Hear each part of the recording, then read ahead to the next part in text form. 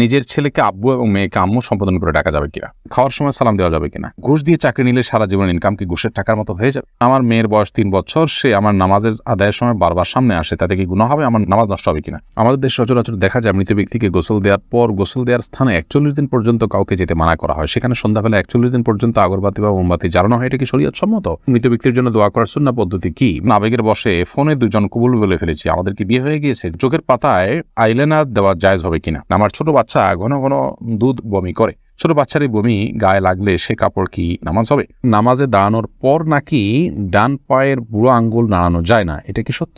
ফজর নামাজের আজানে আসসালাতু খায়রুম মিনান নাওম বলার সময় আমরা উত্তরে কি পড়ব? অনেক বয়স হওয়ার পরও আমার বড় ভাই বিয়ে করছে না, পরিবার চাচ্ছে আমাকে বিয়ে করাতে, কিন্তু আমি সমাজের মধ্যে লজ্জিত হয়ে যাচ্ছি, আমার কি করণীয়? চলুন তাহলে আর বিলম্ব না করে আপনাদের প্রশ্নের উত্তর দেওয়ার আলোকিত ভবনে আমরা প্রবেশ করি এবং শুরু করি আমরা প্রশ্নোত্তর দেওয়ার পালা। আবু রেজা ইনুর আপনি লিখেছেন, আমার ছোট বাচ্চা ঘন ঘন দুধ বমি করে, ছোট বাচ্চার এই বমি গায়ে লাগলে সে কাপড় কি নামাজ হবে? বাচ্চা যদি বমি করে এবং সেটা আপনার কাপড় লেগে যায়, অবশ্যই যে অংশে লাগবে সে অংশ নাপাক হবে, অংশ আপনি ধুয়ে ফেলবেন, বাকি কাপড় পাক আছে বাকি থাকবে, যেটুকু লাগবে সেটুকু ধুয়ে ফেললে পাক হয়ে যাবে। এইচএস সাথে আপনি লিখেছেন, পার্লারে কোকড়া চুল সোজা করলে কি গুনাহ হবে? কোকড়া চুল আপনার যদি মনে করেন যে এটা আপনার সৃষ্টিগত একটা সমস্যা, আপনার এটা রোগের মতো অস্বাভাবিকতা আছে এর মধ্যে, তাহলে সেক্ষেত্রে এটা সোজা করার জন্য আপনি চেষ্টা করলেন এবং ব্যবস্থা নিলেন, তাতে ইনশাআল্লাহ গুনাহ হবে না। রেজাউল আমিন আপনি লিখেছেন, অনেক বয়স হওয়ার পরও আমার বড় ভাই বিয়ে করছে না, পরিবার চাচ্ছে আমাকে বিয়ে করাতে, কিন্তু আমি সমাজের মধ্যে লজ্জিত হয়ে যাচ্ছি, আমার কি করণীয়? লজ্জিত আর কিছু নেই, বিয়ে বড় ভাইয়ের আগে ছোট ভাই করলে যে কোনো গুনাহ হয় এরকম না, এটাকে দোষণীয় মনে করাটা আমাদের সমাজের ত্রুটি বরং, অতএব সমাজের ভুল ভাঙার চেষ্টা করাটা দোষণীয় কিছু না। আপনার পরিবার যে আপনাকে বিয়ে করতে চাচ্ছে এটাই তো শুকর আদায় করার মতো বিষয়। যে অনেক পরিবার তো বড় ভাই বিয়ে না করলে ছোট ভাইকে আটকে রাখেন, আপনার বড় ভাই আটকাচ্ছে না, আমার মনে হয় আপনার বিয়ে করতে আগ্রহী হওয়া উচিত। নারুজ্জামান সরকার এর থেকে আপনি লিখেছেন, ঘুষ দিয়ে চাকরি নিলে সারা জীবন ইনকাম কি ঘুষের টাকার মতো হয়ে যাবে?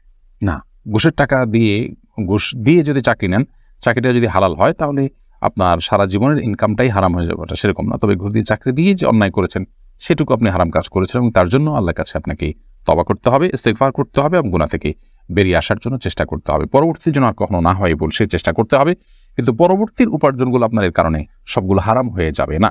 শিহাব আপনি লিখেছেন, খাওয়ার সময় সালাম দেওয়া যাবে কিনা। খাওয়ার সময় সালাম দেওয়া নেওয়াতে মৌলিকভাবে কোনো অসুবিধা নেই, যদি ডিস্টার্ব ফিল না করেন যাকে সালাম দিয়েছেন তিনি, তাহলে সেক্ষেত্রে খাওয়ার ফাঁকে ফাঁকে আমরা কথা বললে সেটা যেরকম নাজায়েজ নয়, ঠিক সালাম আদান প্রদান করলে সেটা নাজায়েজ নয়।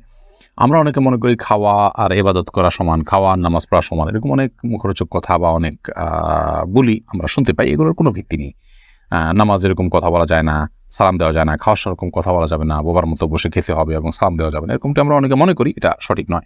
আশরাফুল হক শুভ আপনি জানতে চেয়েছেন, আমাদের দেশ সচরাচর দেখা যায় মৃত ব্যক্তিকে গোসল দেওয়ার পর গোসল দেওয়ার স্থানে 41 দিন পর্যন্ত কাউকে যেতে মানা করা হয়, সেখানে সন্ধ্যাবেলা 41 দিন পর্যন্ত আগরবাতি বা মোমবাতি জ্বালানো হয়, এটা কি শরীয়ত সম্মত?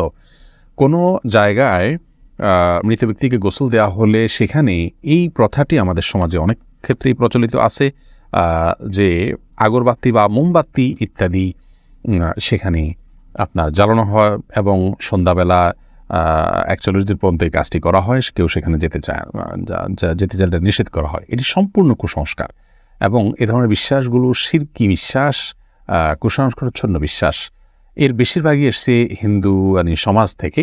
একজন মুসলমানের এই সমস্ত কুসংস্কারকে বর্জন করা উচিত। যেখানে গোসল দেওয়া হবে সে জায়গার বিশেষ কোনো বিধান নাই, সেটা অন্য 10টা জায়গার মতোই একটি জায়গা।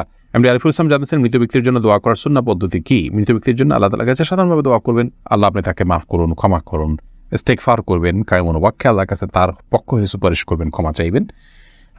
এসএইচ রুবেল, এছাড়া বিশেষ কোনো পদ্ধতি নেই, একত্র হতে হবে, লোকজন জড়ো করতে হবে, হুজুরদেরকে নিয়ে আসতে হবে, এমন কোনো কথা কোরআন হাদিসে আমাদেরকে বলা হয়নি। আমির আনুর আপনি লিখেছেন, চোখের পাতায় আইলাইনার দেওয়া জায়েজ হবে কিনা। আপনি আইলাইনার যদি দেন বা সাজসজ্জার জন্য দেন তাহলে সেক্ষেত্রে চোখের সৌন্দর্য বৃদ্ধি করার উদ্দেশ্যে দিতে পারেন, স্বামী থাকলে স্বামীকে প্রদর্শন করবার জন্য, কিংবা মাহারামদের সামনে শুধুমাত্র এটি প্রদর্শিত হবে। আর যদি রাস্তাঘাটে গায়ে মাহারামদের সামনে এটি প্রদর্শন করার উদ্দেশ্য হয় বা ওপেন সবার জন্য আপনি নিজের সৌন্দর্যকে প্রকাশ করার উদ্দেশ্যে দিয়ে থাকেন, তাহলে সেক্ষেত্রে এটা নাজায়েজ এবং গুনাহ হবে। ফখরুল ইসলাম মাহিন আপনি লিখেছেন, আবেগের বশে ফোনে দুজন কবুল বলে ফেলেছি, আমাদের কি বিয়ে হয়ে গিয়েছে? জি না, বিয়ে তো সহজ নয় যে আবেগের বশে দুজনে কবুল করে বলে ফেলছেন আর বিয়ে হয়ে গেছে। দুজন সাক্ষীর সামনে প্রস্তাব এবং কবুল হবে এবং অন্যান্য শর্তাদি পাওয়া যাবে, তখন সেক্ষেত্রে সেটি শরিয়ার দৃষ্টিকোণ থেকে বিশুদ্ধ এবং আপনার সঠিক বিয়ে হিসেবে বিবেচিত হবে। মাহমুদুল হাসান ভুঁইয়া আপনি জানতে চেয়েছেন, ফজর নামাজের আজানে আসসালাতু খায়রুম মিনান নাওম বলার সময় আমরা উত্তরে কি পড়ব? এক্ষেত্রে জমহুর ফোকাহা বা বেশিরভাগ ইমামগণের মত হলো সদাকতা ও বারারতা। আসসালাতু খায়রুম মিনান নাওম মানে হলো সালাত বা নামাজ, এটা ঘুম থেকে উত্তম। এটি যখন মুয়াজ্জিন বলবেন তখন তাকে বলতে হয় সদাকতা ও বারারতা, অর্থাৎ হে মুয়াজ্জিন তুমি সত্য বলেছ এবং ভালো বলেছ, ভালো কাজ করেছ। এই কথা বেশিরভাগ ফোকাহা একরাম বা জমহুর ফোকাহা একরাম বলতে বলেছেন মুয়াজ্জিনের জবাবে, এবং একটি রেওয়ায়েতে এটি এসছে, যদিও রেওয়ায়েতটা সনদকে অনেক মুহাদ্দিসগণ যায়ীফ বলেছেন। আর এই কারণে অন্য একদল উলামা ইকরাম বলেন যে আসসালাতু খায়রুম মিনান নাওম যখন বলবো আমরা, মুয়াজ্জিন যখন আসসালাতু খায়রুম মিনান নাওম বলবে, আমরাও আসসালাতু খায়রুম মিনান নাওম বলবো। এর কারণ হলো যে আসসালাতু খায়রুম মিনান নাওম এই বাক্যটি মুয়াজ্জিনের বাক্য, আর এক্ষেত্রে নবী আলাইহিস সালামের সাধারণ যে নির্দেশনা বুখারী মুসলিমে আসছে যে ফাকুলু মিসলা মা ইয়াকুল ইযা সামি'তুমুন নিদা, যখন তোমরা মুয়াজ্জিনের আযান শুনবে ফাকুলু মিসলা মা ইয়াকুল মুয়াজ্জিন, তখন মুয়াজ্জিন যা বলবে হুবহু তোমরা তা বলো। শুধুমাত্র হাইয়া আলাস সালাহ হাইয়া আল ফালাহর মধ্যে নবী আলাইহিস সালাম ওই হাদিসে লা হাওলা ওয়া কুওয়াতা ইল্লা বিল্লাহ বলতে বলেছেন। অতএব দুইটা বাদে বাকি সবগুলোতেই ওই হাদিসের সাধারণ যে নির্দেশনা সেটা অনুযায়ী আসসালাতু খায়রুম মিনান নাওম শুনলে আসসালাতু খায়রুম মিনান নাওম অর্থাৎ হুবহু এটা অনুকরণ করার নির্দেশনা দিয়ে থাকেন।